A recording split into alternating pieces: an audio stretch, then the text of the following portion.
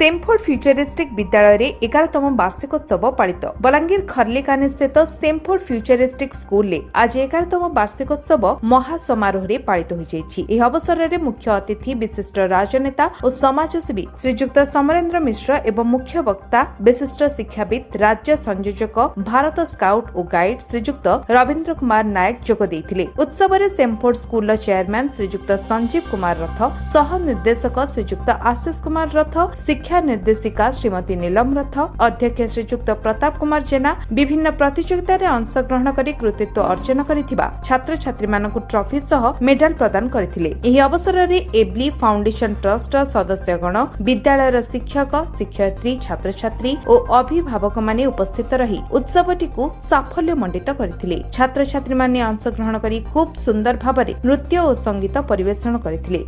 School आसिकी देखी बहुत खुशी लगुच। 10-12 वर्ष जहाँ भी विकास होती स्कूल डेवलपमेंट होती, इंफ्रास्ट्रक्चर डेवलपमेंट होती, जो वाइब्स अच्छी बहुत पॉजिटिव लगुच। I am really happy to see the parents participating so much.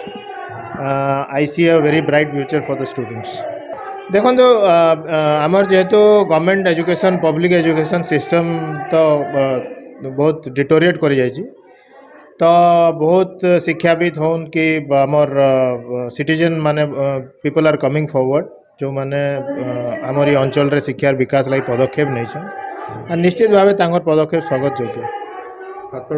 छात्र छात्री तो एबे जो छात्र छात्री देखा जाउछन स्कूल रे, they are very positive, they are very talented.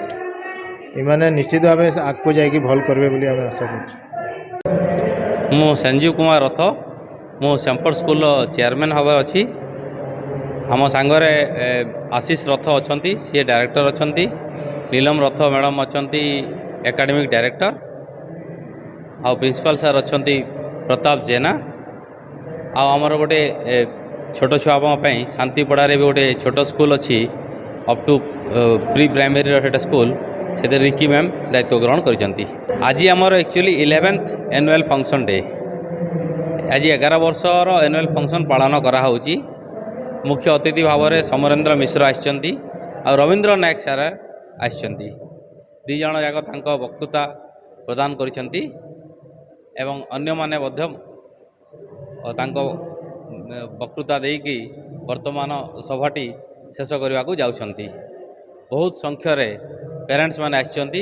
एबे सबु छुआ माने तांको टैलेंट शो करने अति उत्सुकता तो वेट करिसंती। सेमाने वर्तमान तांको कार्यक्रम आरंभ करिवे।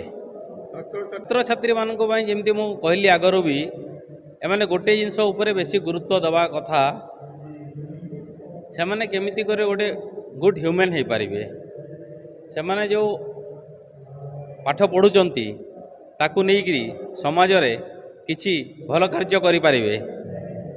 सेमाने जो कैरियर पाई वरिड न होइकी सेटा गोटे जर्नी भाव में नहीं तांको प्रतिदिन एंजॉय करी से कार्यटा करवा कथा। तांको मुख्य कार्य है पाठ पढ़ा, अन्यान्य क्षेत्र में like sports, music, indoor game सब प्रकार सर्वांगीन उन्नति हवा कथा तांकर। बलांगीर अंजू पृष्ठ रिपोर्ट, विश्व विजय न्यूज ओडिशा।